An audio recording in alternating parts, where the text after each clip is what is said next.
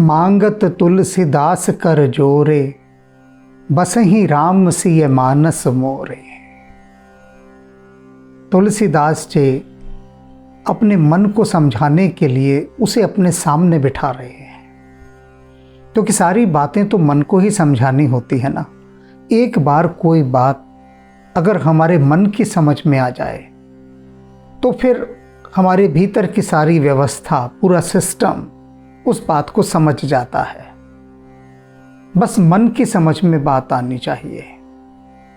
जब तक मन की समझ में नहीं आती, इंद्रियों का तालमेल नहीं बैठता।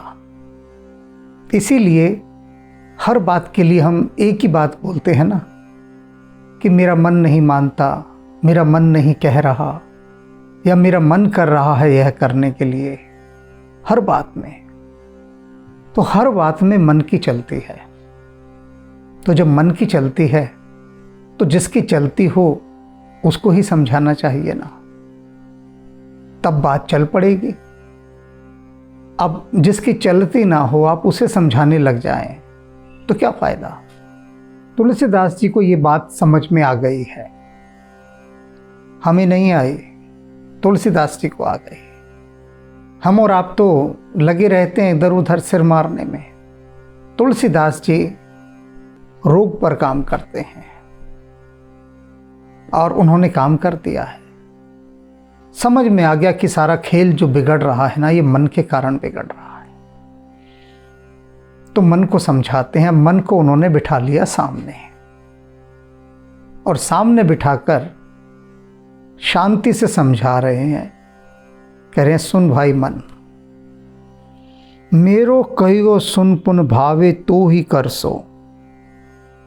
कि पहले मेरी बात सुन ले मेरे मन, सुन ले, उसके बाद अगर तुझे भावे, अच्छी लगे तो फिर करना, नहीं तो अपने मन की तू कर ही रहा है, कौन रोक रहा है तुझे।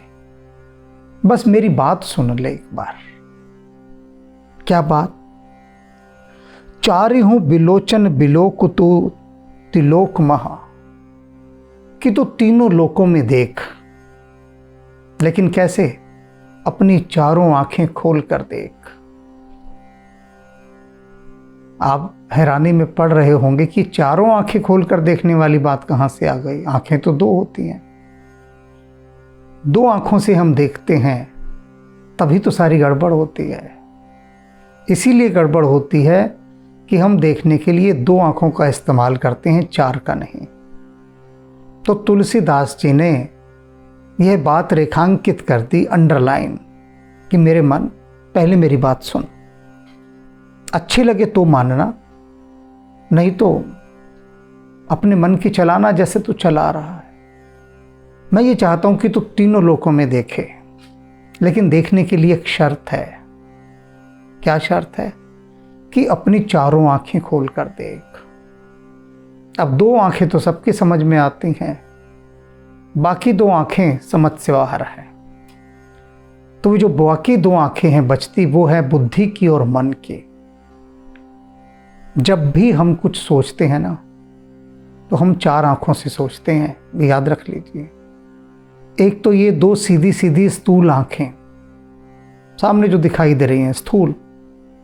फिर एक होती है बुद्धि की आंख, हम बुद्धि से हर चीज का जजमेंट करते हैं। फिर मन की आंख, फिर मन से भी देखते हैं। तो इन चारों आंखों की देखने के बाद जो कैलकुलेशन होती है, जो गणना होती है, वह ले जाकर हम मन को हैंडओवर कर देते हैं। मन की टेबल पर वो फाइल रख देते हैं कि भाई देखो, ये हम अपनी इन चार आंखों से देख कर आए हैं। फिर मन उसे देखता है, पढ़ता है, समझता है, और फिर उसके जो मन में आता है वो वह करता है। तो ये चार आंखें हैं, ये समझ लीजिए। इन चार आंखों को देखने के बाद ही निर्णय होता है। तो तुलसीदास जी ने ये इशारा कर दिया अपने मन को कि भैया इन चारों आंखों से देखना, एक ही आंख से मत देखना, या दो आंख से या तीन आंख से, चारों आंखों से तीनों लोगों को देखना। और क्या देखना? तेरो तिहु काल कहूं को है हेतु हरिसो। और ये देख के बताना कि तीनों कालों में, तीनों लोकों में राम जी के अन्य कोई तेरा हित चाहने वाला है क्या? यानी भगवान के अलावा तेरा भला किसी और से हो सकता है क्या? भगवान ही भला करें तो करें, अन्य भला नहीं हो सकता। अब मेरे मन तू मुझे ये बता दे कि राम के अलावा तेरा कोई और भला कर सकता है? कर सकता है तो नाम बता, मैं भी मान जाऊंगा उसकी बात। अब मन बोले तो क्या बोले, क्योंकि वह जानता है कि राम जी के अतिरिक्त भला करने वाला और कोई है ही नहीं, तो चुप्पी साधे बैठा है मन। अब मन को चुप देखकर तुलसीदास का हौसला और बुलंद हो गया। आगे बोल रहे हैं, नए नए नेह अनुभवे देह गेह बस परखे प्रपंच प्रेम परत उघरी सो। मन से कह रहे हैं, सुन भाई, तूने तो न जाने कितने जन्म देखे हैं, क्योंकि जीवात्मा अनंत अनंत जन्म ले चुकी है और तू हर जन्म में उसके साथ रहता है। मन जीवात्मा के साथ चलता है। जब जीवात्मा नया शरीर धारण करती है तो वही मन फिर वापस वहीं आ जाता है। मन थोड़ी ना जलता है या मन थोड़ी ना दफन होता है। ना मन को कोई खा सकता, ना सुखा सकता, ना जला सकता। मन साथ ही लगा रहता है। तो तुलसीदास जी कह रहे हैं, तूने तो इस देह के साथ न जाने कितने संबंधों को देखा है ना, और ये भी देख लिया कि वो सब धोखे के संबंध होते हैं, सब मतलब के संबंध हैं। नए नए ने अनुभवे दे गे बस परखे प्रपंच प्रेम परत उघारी सो। सबकी परतें उघड़ गई हैं। बड़े बड़े प्रेम के दावे करने वालों की परतें उखड़ गई हैं कि ये सारे संबंध सब प्रपंच के हैं, धोखे के हैं, स्वार्थ के हैं। सुहृदय समाज दगाबाज ही को सौदा सूद। कहते हैं ये जो सारा समाज दिख रहा है ना, ये सब सौदेबाजियों का समाज है, दगाबाजों का समाज है। यहाँ सिर्फ एग्रीमेंट हो रहे हैं और कुछ नहीं हो रहा, प्रेम तो हो ही नहीं रहा है। जब जाको काज तब मिले पाए परिसो। जब जिसका काम पड़ता है वो जाकर दूसरे के पैर पड़ लेता है, अपना मतलब निकाल देता है। मतलब निकल जाए फिर सब भूल जाता है, कौन किसको याद रखता है? कोई किसी को याद नहीं रखता। मतलब पढ़ने पर, काम पढ़ने पर ही सभी आते हैं। इस घटना को एक उदाहरण के माध्यम से बताता हूँ। जब मैं कॉलेज में था तब से ही साधु सन्यासियों के साथ उठना बैठना लगा रहता था। तब एक ने मुझे कहा कि अच्छा, तुम्हें एक असाइनमेंट देते हैं, वो करो। और वो धुन मुझे सवार हो गई। असाइनमेंट बहुत अच्छा था। असाइनमेंट क्या था कि जितने भी मंत्री हैं उन सब के पास जाओ और उनके रिसेप्शन पर जाकर कहो मुझे मंत्री जी से मिलना है। वो पूछेंगे क्या काम है? कहना कोई काम नहीं, बस मिलना है। और मैं उन दिनों बहुत मंत्रियों के यहाँ गया, जाता उनके स्वागत कक्ष में। तब तो सुरक्षा वगैरह इतनी नहीं होती थी, एक आध सिपाही खड़ा होता था, जाके आराम से मिल लें आप। उनके रिसेप्शन पर पहुंचता था, वो पूछते थे कैसे आना हुआ।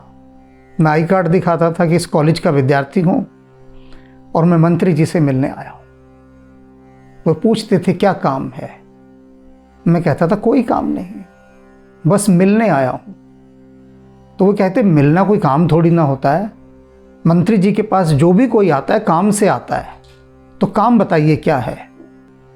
मैं उनसे कहता मैं बता चुका ना कि सिर्फ मिलने आया हूं और कोई काम नहीं है। विद्यार्थी हूं, उनसे मिलूंगा, 2 बात करूंगा, चला जाऊंगा। फिर बोले जो बात करनी है वो हमें बताइए। मैंने कहा बता दूंगा। आप मंत्री हैं क्या? वो तो ना, मंत्री तो हम नहीं हैं, हम तो उनके पर्सनल सेक्रेटरी हैं, निजी सहायक। तो मैंने कहा फिर या तो कहिए कि आप मंत्री हैं, तब मैं आपको बता दूं, और मंत्री नहीं है तो उन तक खबर पहुंचा दो कि एक विद्यार्थी मिलने आया है, सिर्फ मिलने, कोई काम नहीं है उसे। तो खैर वे मेरे कोई काम नहीं है, सिर्फ मिलने आया हूं, इसको वे कभी समझ ही ना सके, कभी ना समझ सके, क्योंकि वो मोड, वो ट्रैक उनके पास था ही नहीं। उनके जीवन का अनुभव है ही नहीं है। उनके जीवन का अनुभव सार संक्षेप यही है कि जो भी कोई मंत्री जिसे मिलने आएगा अपना कोई स्वार्थ लेकर आएगा, उनके पैरों में पड़ेगा आके। जो तुलसीदास जी अभी यहाँ बता रहे हैं, जब जाके काज तब मिले पाए परिसो। जब जिसका कोई काम पड़ता है जाके पैरों में गिर जाता है। अब जितने भी मंत्रियों के पर्सनल सेक्रेटरी हैं, सबका एक ही अनुभव रहा है कि भैया जिसको कोई मुसीबत आई होगी, कोई अपना काम निकलवाना होगा, कहीं फंस गया होगा, तो आया होगा मंत्री जी के पास, पैर पड़ेगा, काम निकलवाएगा, चल देगा। तो बताते हैं इस काम से हम आए थे। लेकिन सिर्फ मिलने, जस्ट मीटिंग और कुछ नहीं, ऐसा तो कोई प्रावधान है ही नहीं हमारे मंत्री जी की नियमावली में कि सिर्फ मिलने आया है। तो वे कभी ना समझ सके मेरी बात। उनका कसूर नहीं है, क्योंकि उनके जीवन का अनुभव नहीं है कि कोई निष्काम प्रेम के अंतर्गत भी मिलने आ सकता है। वे तो सकाम भक्ति जानते हैं ना, जो भी आएगा सकाम काम से आएगा, बिना काम कोई क्यों आएगा। और इसीलिए आज तक हमारे जो मंत्री हैं उनके पास निष्काम लोग नहीं पहुंच पाते, क्योंकि पहुंचने ही नहीं दिया जाता, वहीं पहले रोक लिया जाता है। तो इसलिए वे निष्काम भक्त, निष्काम साधक, निष्काम गुरु जो इन मंत्रियों तक पहुंचकर निष्काम प्रेम की वर्षा कर सकते हैं, निष्काम उपदेश कर सकते हैं, वे वहां तक पहुंच ही नहीं पाते। तो यही बात तुलसीदास जी ने कहा है कि सारे संबंध स्वार्थ के हैं।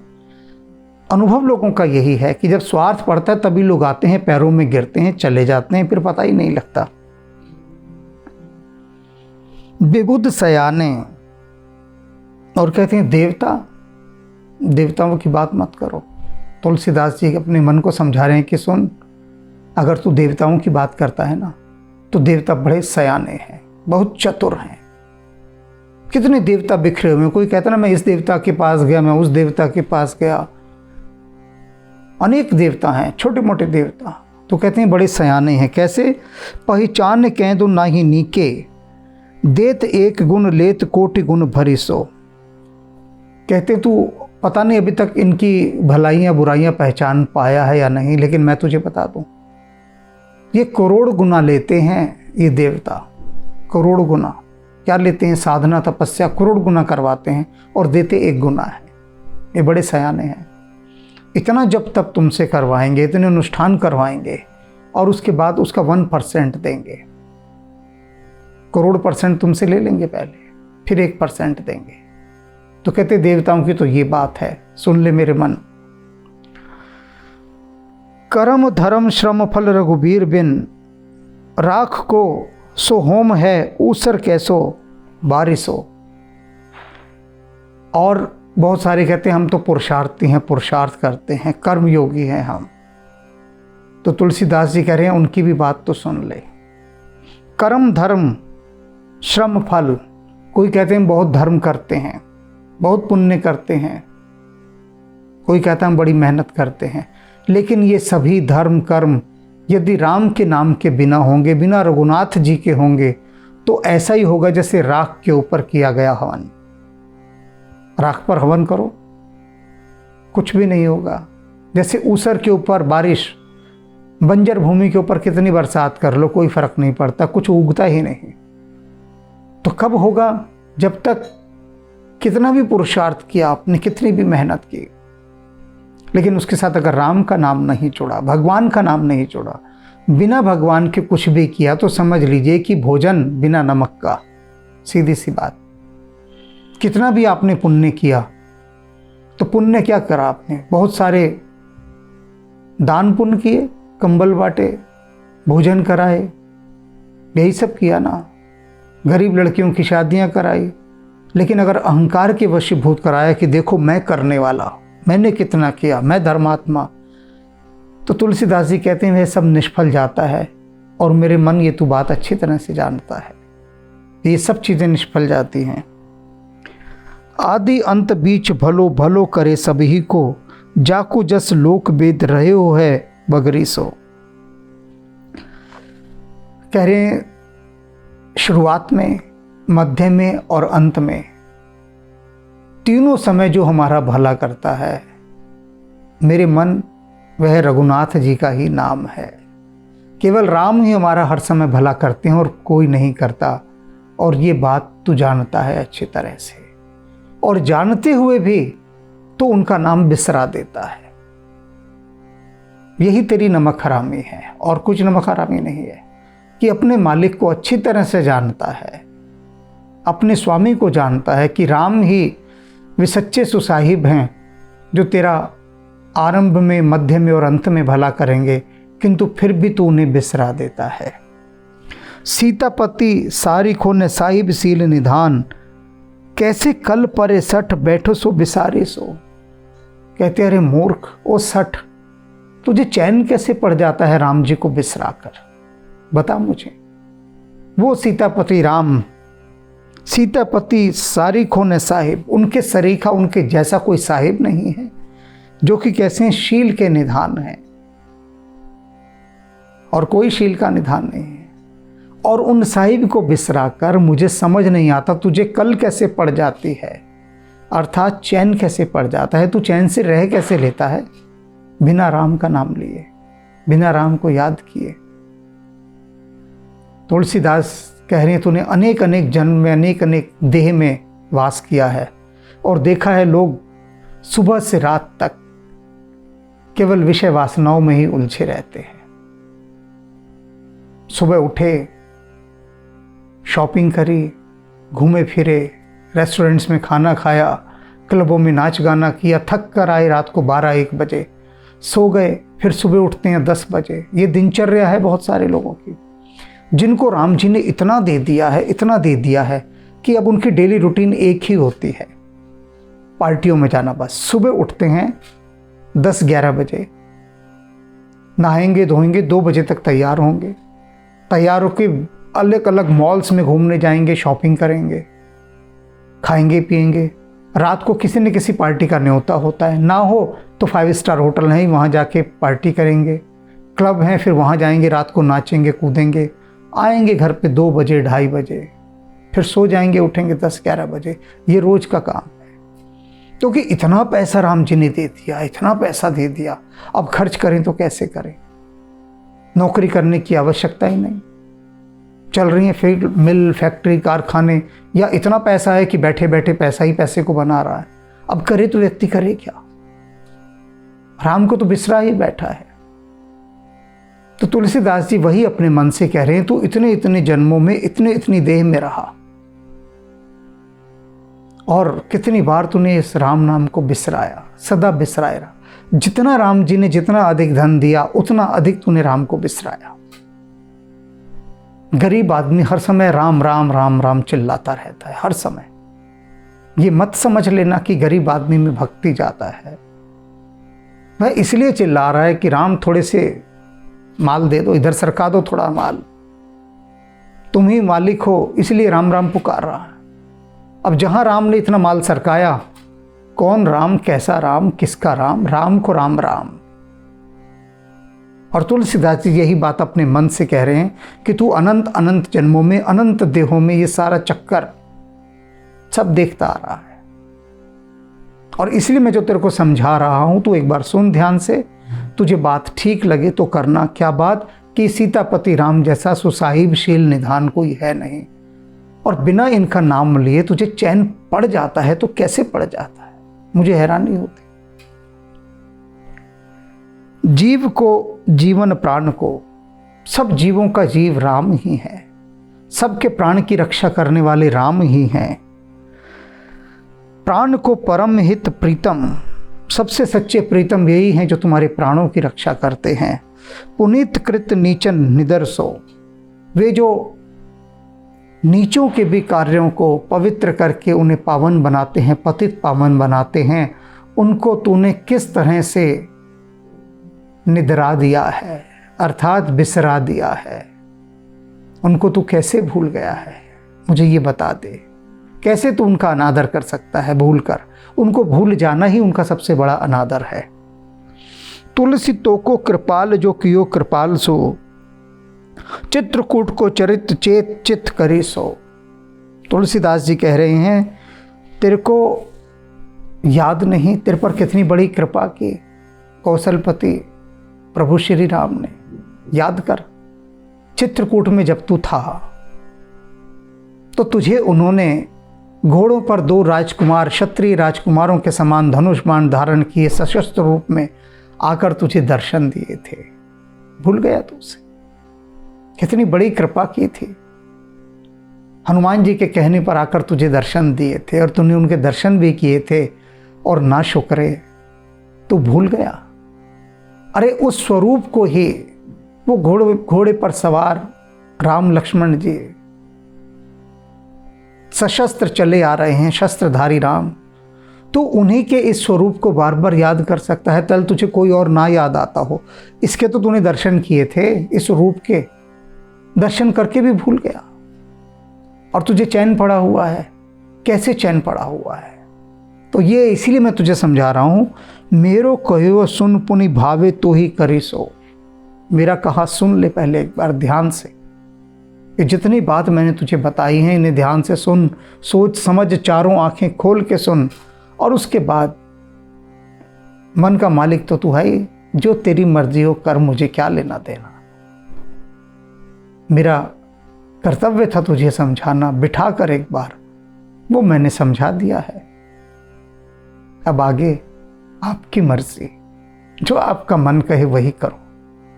तुलसीदास, सूरदास, मीराबाई, कबीरदास, न जाने कितने संत हैं, कहते रहते हैं। इनका काम धंधा ही कहना है। परवाह मत करें इनकी, कहने दें इनको। आप वह करें जो आपका मन कहता है, अपने मन की सुने, इनकी ना सुने। ये तो बावरे हैं, कहते रहेंगे। आपका मन अधिक समझदार है इन सब से। ये संत क्या हैं? इन्हें क्या पता दुनियादारी का क्या अनुभव, हाई फाई सोसाइटी क्या होती है, हाई प्रोफाइल क्या होता है, स्टेटस क्या होता है, समाज में अपने आप को कैसे मेंटेन किया जाता है, स्टेटस क्या होता है। ये साधु संत क्या जाने स्टेटस। तुलसीदास को क्या पता स्टेटस का। अब वो हमें समझा रहे हैं यहाँ पर, बताओ कि भैया स्टेटस वगैरह की बात छोड़ो, राम में लीन हो जाओ।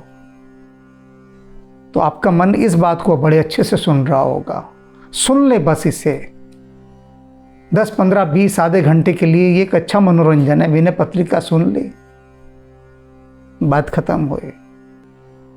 मन आपका बड़ा समझदार है, वो कहेगा ठीक है, सुन ली ना तुम्हारा मन रखने के लिए, अब चलो लगो धंधे पे, तो वो हटा देगा। अब वही बात तुलसीदास जी ने कहा है कि भाई मेरी बात सुन लो, उसके बाद जो तुम्हारा मन करे करो। साफ कह दिया है। तो अब पूछो अपने मन से क्या कहता है, जो कहे उसकी बात मानी जाए। असली मालिक तो वही है। राम जी का क्या है? राम राम।